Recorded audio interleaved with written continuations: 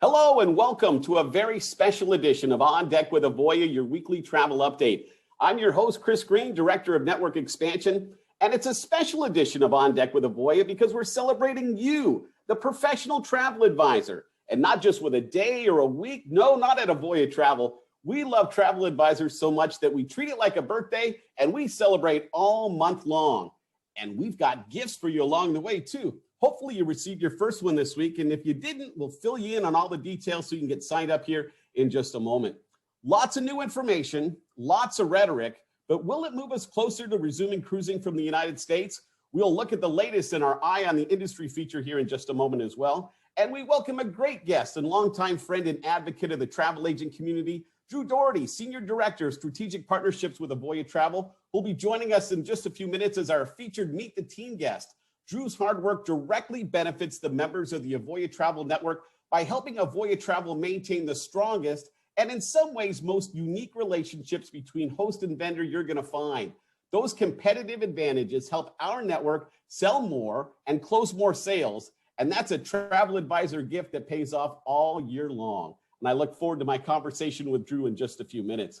But the star of today's show are really the travel advisors, because at Avoya Travel, we're proud to share a special bond with travel advisors as the only host agency with a shared success platform.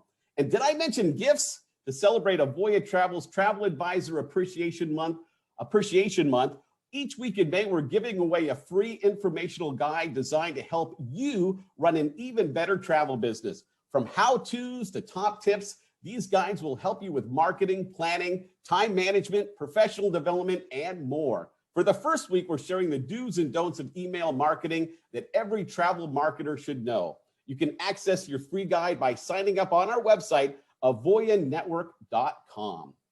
As we move forward with this week's On Deck with Avoya, your weekly travel update, it's time for a quick recap of this week's top stories in the travel industry with our Eye on the Industry feature. New information from the CDC on volunteer cruises came out yesterday in an effort to move us one step closer to the resumption of cruising from United States cruise ports. But will it be enough, and will it be in time for ships to sail this summer? That seems to be the lingering question. In a press release dated May 5th from the CDC, with the issuance of these documents, cruise ship operators now have all the necessary requirements and recommendations they need to start simulated voyages before resuming restricted passenger voyages. In addition, this release includes the COVID-19 conditional sailing certificate application, which is the final step before restricted passenger voyages. So now cruise lines have two courses of action to choose from to get back into U.S. ports: meet the new guidelines and have test sailings, or the other condition set out at the end of last week, at the end of April, to have a crew that is 98% vaccinated against COVID-19 and guests that are 95% fully vaccinated. If that happens, they can skip the simulated sailings and move straight to revenue cruising. The reaction from one major cruise line was less than positive. Norwegian Cruise Line Holdings and CEO Frank Del Rio issued a statement this morning that stated, "As valuable time goes by, given the lead time needed to stand up a ship and the need for an acceptable and definitive agreement with the CDC, a potential midsummer restart from the U.S. ports could be in jeopardy." Norwegian already has plans for a relaunch in Europe and the Caribbean slated for this summer, but had also released plans to sail from the U.S. starting July 4th, and those plans seem to be in jeopardy at this time. In other cruise news, Celebrity Cruises will resume its Galapagos sailing on July 4th, with its first sailings launching on its newest ship, the Celebrity Flora. The Flora can carry a maximum of 100 passengers, and it will sail with a fully vaccinated crew and all adults fully vaccinated as well. Children under the age of 18 will need a negative COVID PCR test to sail, and two other Celebrity ships will also sail the Galapagos this summer. The Expedition and the Exploration will sail later in July and September, respectively. The American Society of Travel Advisors, ASTA, announced this week the launch of a new digital campaign that it hopes will raise awareness for travel advisors in Washington, D.C. ASTA will run the campaign in partnership with Politico, one of the most influential American political journalism outlets, and they average 54 million unique visitors each month.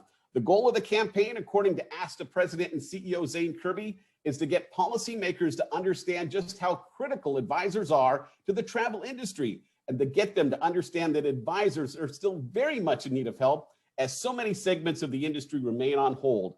Of course, ASTA's legislative days are coming up later on in the month on May 18th and 19th, and Avoya Travel will have several of our executives on Capitol Hill for those meetings.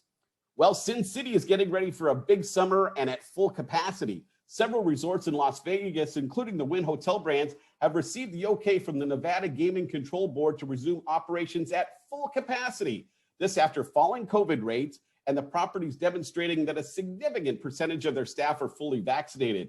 Joining in the good news for Las Vegas is the announcement that the shows are coming back. Cirque du Soleil announced their first production to return will be Mystere at Treasure Island Resort, followed by the return of O at the Bellagio, and the shows are scheduled to reopen in June. Like I said, this is going to be a big summer for not only Las Vegas, but all travel closer to home destinations. And Avoya Travel has the best-in-class marketing material available for the members of the Avoya Travel Network to successfully market these destinations in a timely and effective way. And that helps those network members close more sales and generate more commissions for their agency. If you'd like to find out more, we'd be happy to tell you all about it. And we're going to provide all of our contact information at the end of today's On Deck with Avoya. Time once again for my favorite segment and for us to meet another talented team member with Avoya Travel in our On Deck with Avoya Meet the Team feature. Our special guest this week is Drew Daugherty, Senior Director of Strategic Partnerships with Avoya Travel. And Drew will be joining us here in just a moment to discuss, among other things, the amazing relationships that Avoya Travel has with the leading leisure travel vendors and why now, more than ever, those relationships are vital for the success of your agency.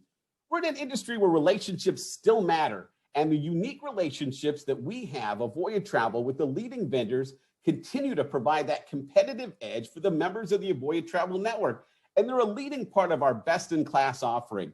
And we hope at the end of today's program, you hear something that causes you to want to know more, because we'd love to connect you with a network expansion specialist who can not only answer all of your questions about our elite network, but they can also assist with the initial stages of affiliation. So let's welcome our featured Meet the Team guest, Drew Daugherty, Senior Director of Strategic Partnerships, to On Deck with Avoya. Drew, thanks so much for your time today. Chris, I think we should take a moment and just thank you. What a fantastic host. And I'm more than honored and privileged to be here today. So thank you for the warm introduction. Absolutely. Thanks for your time. And Drew, let's start out with some basics. Okay. When did you first catch the travel bug? And did you have a chance, earlier in life to get those travel experiences that help kind of set your whole worldview? So for me, I think the real bug was caught when I was a little bit older. But as a kid, I grew up playing competitive sports, of which that drove me into traveling locally. I live in San Diego, California. And as a child, playing sports, making all-star teams, it allowed me to kind of travel throughout the region. And what kid doesn't love to go and stay in different hotels from time to time because it always felt like a vacation? But for me, it really wasn't until I took my first cruise, which is in 2012 range. And I would say from that point on, that's when I really caught the travel bug. Because for me at that time, it wasn't just sleeping in different hotels and different hotel beds. It was actually engaging with the local culture, enjoying the local food, and going out. And I would say ever since then, I make it a point to do at least one big trip every year as a family, or just my wife and I, because we still like to get away and do, some couple things. But for the most part, ever since 2012, I'm off and running somewhere different every year. Yeah, that's a smart plan. I commend you for that. And then what about getting involved in this crazy industry? How did you get started in the travel business, and how'd you make your way from the start of that into Avoya Travel? Absolutely. So for me, I would definitely say when I first started the travel industry, it was right when I graduated college in 2007. As any new recent grad out there looking for job opportunities, I found a great opportunity working for Enterprise Rent-A-Car, which at that time I didn't really feel like it was in the travel industry until I really dove in and started understanding the business, understanding what it does encompassing travel. So I started there in 2007, started working my way up from being a manager trainee to where when I left the organization around 2011, I was managing multiple rental car branches. From there, I kind of had a blessing in disguise where I had my firstborn son, and I decided to stay at home a little bit and help kind of raise my son and be one of those stay-at-home dads. Then from there, it got to a point where, I was kind of tired of having conversations where I was talking like a baby and then watching all the kids shows. So it wasn't until 2012 where I realized, okay, I want to dive back in. I got a little taste of the travel industry. I saw a couple amazing job opportunities and postings, of which both were for Avoya Travel. So I started in 2012, and ever since then have loved it and am not looking back, and don't think I would probably leave the travel industry again. So Bob the Builder is responsible for the start of your Bob the Builder, Mickey Mouse Clubhouse, all those cartoons. I still know them like the back of my head, and we'll walk around singing those theme songs. That's funny. Drew Daugherty, Senior Director of Strategic Partnerships, is our featured guest today. Drew, tell us a little bit about your specific role with Avoya Travel, who some of the vendors are that you interact with on a regular basis, and how that plays such an important role to the success for the members of the Avoya Travel Network. Yeah, absolutely. So my role has definitely evolved over years. When I first started, I was more of an account manager overseeing specific sets of accounts within the Avoya Travel portfolio. Now, fast forward almost 9 years later, Senior Director of Strategic Partnerships, where I really oversee a fantastic, wonderful, smart, intelligent team that oversees all of our strategic partnerships within the Avoya Travel portfolio. So not only do I assist with them, but I continue to mentor, support them, grow them professionally. We're always continuing to collaborate with multiple departments within Avoya Travel. I specifically work very closely with our marketing team, our promotions team, our groups team. And being in my role, it's very unique because we definitely have to wear many hats. And I always give an analogy of with what I do and what my team does is if you guys would imagine a funnel. And when we're dealing a lot with, communications with external companies, whether it's independent agencies, suppliers, that is always going to be filtered through the strategic partnership funnel. And it's our role to really dissect that, filter it down to the appropriate department. So we're currently and always analyzing sales, market trends. We're specifically speaking on the phone with suppliers, always doing what we can to not only collaborate with them on better ways to innovate the industry, but then also negotiate exclusive offers. We're negotiating exclusive incentives, earning opportunities. And what we love to pride ourselves on is we try to secure as much marketing dollars as possible so that we then can turn those into leads for our independent agencies. Now, when it comes to the vendors that we interact with, within Avoya Travel, we are partners with a wide range of folks, but my team specifically hones in more so on the strategic partners, which we kind of like to define that internally, where our strategic partners are the ones where we have contractual partnerships with that drive marketing. We have cooperative marketing dollars. We have goals with them. We have overrides. So it's more of the established cruise lines, more of the established tour operators that we've had long-term partnerships with. I do want to give a great shout out to my counterpart, Mickey McBride, who also spearheads some of the partnerships within Avoya, but he's more so responsible for the onboarding and bringing in the new suppliers, while me, myself, and my team are responsible for maintaining the relationships. Now, what we really pride ourselves on, and our role, what we feel is very vital for the success of the independent agencies within the Avoya Travel Network, is again, while we're constantly interacting with suppliers, we always have our network of independent agencies' best interest at heart. So we are always trying to do what we can to create exclusive opportunities for our network, whether it's negotiating higher commissions that they can therefore pay Avoya, negotiate, like I said earlier, more marketing dollars, because at the end of the day, it's kind of like a wheel that continues to feed itself. The more marketing we get, the more leads we can generate. The more leads we generate, the more closing opportunities for the independent agencies. The more they close, then the more the suppliers want to give us marketing dollars and keep that wheel going. Not only that, but we're working on exclusive policy exceptions for our network to be able to sell to international guests, certain types of group policy updates. And then at the end of the day, what makes it a little bit easier, let's say the icing on the cake to help close a sale, and it's an exclusive deal. And that's what my team is responsible for, is providing that exclusive opportunity, because customers like to shop around all the time, Chris. And at the end of the day, they like to find that deal. So what gets them to book that trip? With Avoya, we like to take a lot of pride in our promotions that we're able to negotiate and lock in. I mean, it really goes to the heart of the whole concept of Avoya Travel's shared success platform, right? I mean, it starts with a funnel, and as you said, it all goes cyclical, but we are not successful if this part's not successful and vice versa. And so it's all interchangeable. And it really is one of the reasons why we're unique. In fact, I'm going to go out on a little bit of a limb here, Drew. I think it's fair to say that not all hosts or franchise companies are the same. And I suspect that you hear all the time about how Avoya Travel is different, how our shared success platform makes us stand out. Is that a true statement on my part? It is very true, not only with our shared success model where we rely on our independent agencies, as well as our independent agencies rely on Avoya Travel and the support, but it's a system where if one does well, the other does well. And you know, it's almost like if you're sitting on a bar stool and you take one of the legs away, you're probably going to fall off. So we heavily rely on each other, of which with my role always constantly being on the phone, now with COVID and working from home, we're on video calls a lot.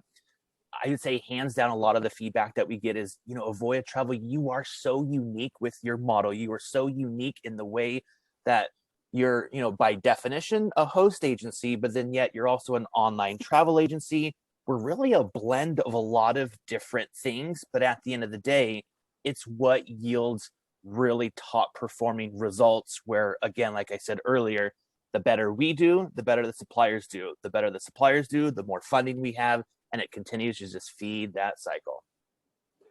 You know, when I first started hosting this segment, Drew, a few months ago, you know, I asked all of the guests that were our featured guests that week about how COVID had forced changes in their day-to-day role with Avoya Travel. And it seems like, again, we're kind of at that next stage in this process where we're kind of evolving and our roles are changing again, right? I mean, constant evolution. I mean, how would you say from your standpoint, and now that we're seeing some positive sides in the industry, how is your role changing again? And are you optimistic about the future of leisure travel? So when I first started, I at least had the expectation set up with me from my direct supervisor: never get married to what you do and never get married to what you sit. So I've had that expectation of embracing change. COVID was one of those situations where change excelled rapidly and kept us on our toes.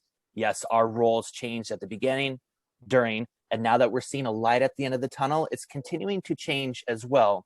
We've been staying very, very busy, but I think the change has been from a reactive approach of cancellations, global suspensions, policies, etc., to now it's a little bit busier in the proactive sense of now we're having the conversations of forward thinking, forward planning, and it's very not only optimistic, but encouraging that things are getting better. Now, when looking at the positive signs throughout the industry, we, myself, are very optimistic because, again, as I alluded to earlier on today, we're always looking at sales data, market trends, etc. And with what we see, there's a lot of pent-up demand for travel. Now, granted, there's going to be that wide spectrum of some folks will do whatever they can to go as soon as they can. Some folks are, I want to book right now, and it's more of a vacation to plan now approach. But we're seeing huge demand, huge travel. We're doing very well from an Avoya sales perspective on base loading future travel for 2022 and 2023, which to me means we're feeding that pipeline. We're feeding that to where it's going to come to fruition. And we are at a very great booking level to where now we're starting to get back to the normal where 2020, you know, whether we forget it or not, but at least internally, it's one of those years where we definitely want to put behind us. And we're starting to get back to the levels of where we were producing in 2019, which is over the moon optimistic internally. And it kind of, I think you almost answered my next question, but I'm still going to ask, because you have such a unique role and you frequently interact with the leading vendors in the industry. Can you share with us a little of the feedback that you're hearing from them as far as their short-term and long-term optimism, specifically about the cruise industry, but, you know, in travel overall? Absolutely. So starting with short-term, I would definitely say over the last couple of months, again, when looking at the future planning, if you follow the news or not, we started to see a little bit of, I guess, the travel restrictions loosened up a little bit. And for short term, we're starting to now see cruise lines and what we're calling return to service sailings, where they are announcing we have our crystal ball is a little less murky and we're now understanding when we're going to be back in the water. So you'll see some that are now departing out of Greece or round trip out of the Caribbean. as you alluded to in the beginning of your segment, the CDC and US cruising and US ports still has a few more hoops to jump through. But at least from the short term, we're starting to get bodies on those ships, starting to have sailings here near summertime. But what the cruise lines are starting to do is many of them have many ships. They're not just going to throw all the ships in the water at once. It's going to be a learning experience in the short term. They're going to phase ships in. They're going to phase into certain markets, again, starting in Greece area, the Caribbean. Not only that, but then they're going to start phasing in kind of like a rolling capacity where these ships originally may be sailing half full. The half full is the new, it's going to slowly migrate back into normal levels. Now, as far as long term, I think a lot of these cruise lines have taken a step back, and this has allowed them time to assess onboard experiences. I think a lot of them are investing more, not only in fantastic experiences on board, wonderful cuisine, but I think the white elephant in the room is it going to be safe on board? And a lot of them are spending multi-million dollars to enhance safety protocols, air ventilations, to create that controlled environment where long term, in my opinion, it's going to be one of the safest places to be on a cruise ship, even though there is that stigma out there. But at the end of the day, future sales are going through the roof. Cruise ships are continuing to become more and more safer with all the protocols, creating better experiences from consumers out there, all while, again, slowly having that capacity shift roll out. Now, what we're trying to do and position ourselves is we're ones that always love to ask the question, again, how can Avoya take part in that? Can we test things out? We would love to be the guinea pig. Come to us if you need help filling some of those sailings. Let's create an exclusive booking incentive that helps not only you guys, the cruise lines, fill your ships, but also helps our independent agencies make money now by some type of incentive. So we're really doing what we can to position ourselves to be the first company that these cruise lines think of when they start to have budgets, when they want to get their ships filled. We want to be front of mind. So we kill them with kindness and continue to be, front of mind with them. But at the end of the day, we're creating new opportunities, whether they're selling opportunities or more benefits for our network, that when these cruise lines do become, we are ready to go full board, they're going to be thinking of Avoya Travel first. Kill them with kindness, but then slay them with results, right? Exactly. The numbers speak 1,000 words, Absolutely. Drew Daugherty, Senior Director of Strategic Partnerships for Avoya Travel, is our special Meet the Team guest this week. And Drew, let's transition into you, the person outside of Avoya Travel.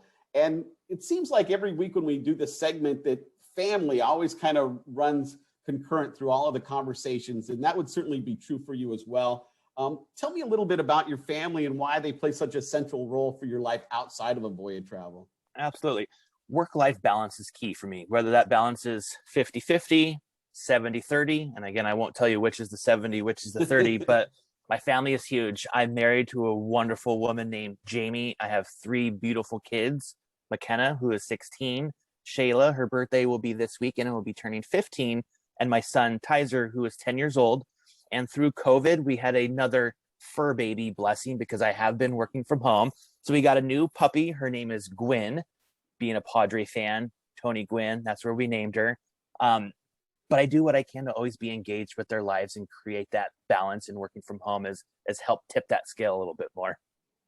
And you just alluded to the fact that you're a huge sports fan, love to play sports, but you've also been coaching a bit too, right? And for your kids' teams, which to me is like, how does that compare to having been a player and now being a coach, and being not just a coach, but a coach where you're coaching your own kids? It definitely evolved. When I was a player, I grew up, as far as I can remember, in walking, playing basketball, baseball, and football.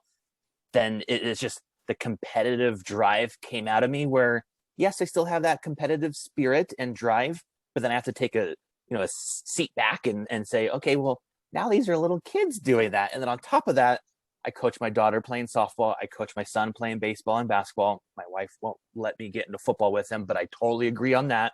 But it really coaching has transitioned to me to be more of a life lesson opportunity where at the end of the day, I don't create favoritism. Coaching my kids, my goal is to not have other parents know, hey, that is your kid, you're playing special favorites to him. I want them to be treated the same and earn every opportunity. And I want to be fair when I coach. And if there's a better person or a better player, they're the one that's going to be in that spotlight. And I hope at the end of the day, that really does transition into life lessons that I learned playing sports, and hopefully they can too. Yeah, I think that's a great approach. If you're gonna be involved in that, it's a really great approach that you're taking. What about favorite trips, Drew? Anything that you've been fortunate enough to take as far as like wow, and anything still on the list that you expect to be wow? Absolutely. So I think the first wow factor for me, again, my first cruise was a mass market cruise a few years back, 2012. But my first river cruise experience was one that just kind of blew me away because it transitioned from being on a ship and onboard experiences to really engaging in the local culture.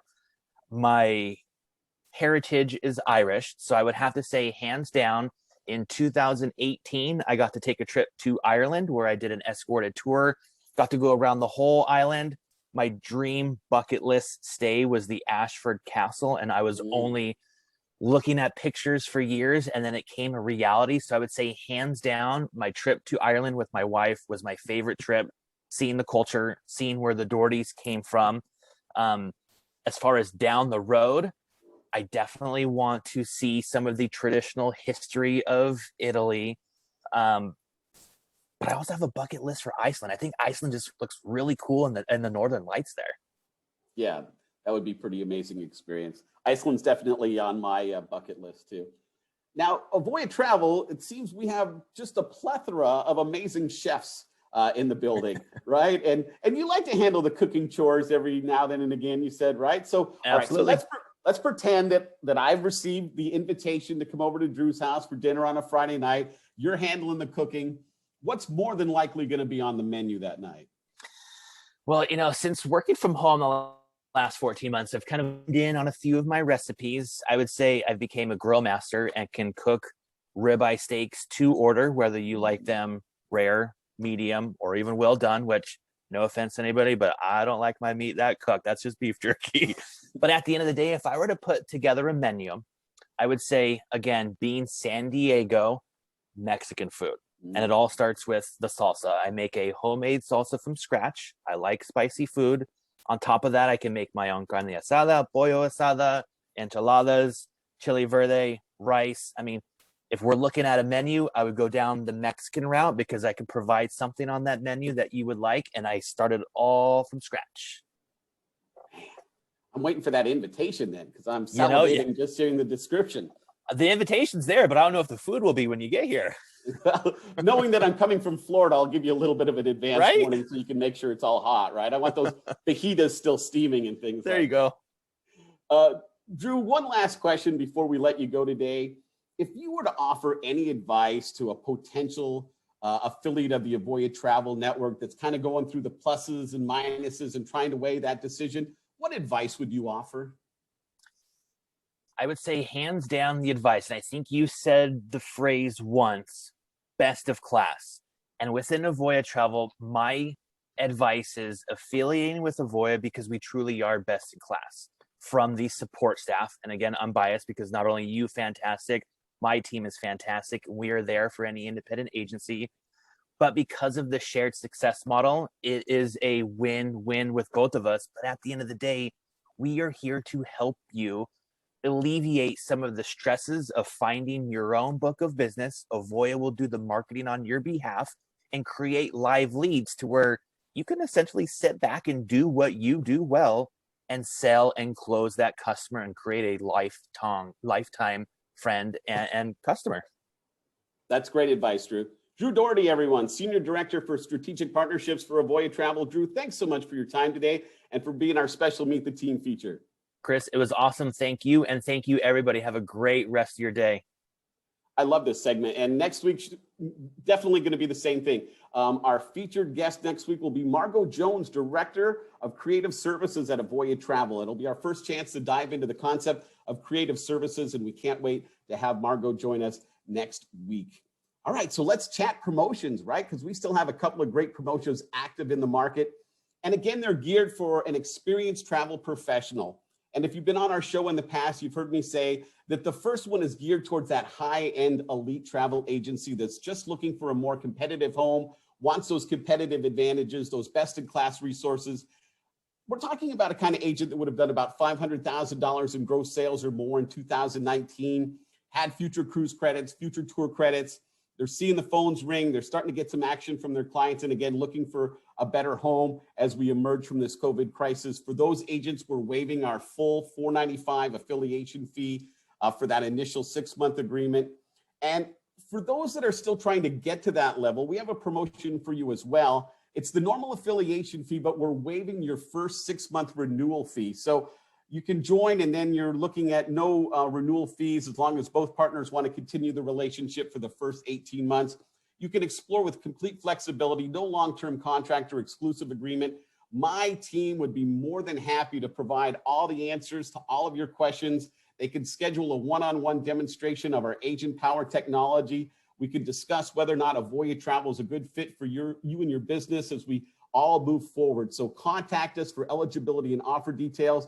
Don't delay your success because this promotion won't last forever. And how do you get a hold of us? Well, pretty simple. Reach out. There's my contact information, chris.greene@avoyatravel.com. You can always put a request in on the website. Of course, don't forget those free gifts for Travel Agent Appreciation Month all month long at avoyanetwork.com. There's the phone number. You can leave us a message here on Facebook. If you're watching this on YouTube, you can leave us a message. We're more than happy to engage in conversation and see if we can't put together the beginning steps of a shared success relationship with you and your business. Special thanks again to my guest, Drew Daugherty, today. Thank you to Marissa Smith, who produces our segment in the background. I hope you have a wonderful week. We'll see you back next Thursday with Margot Jones as our special guest. And until then, have a great week, everyone.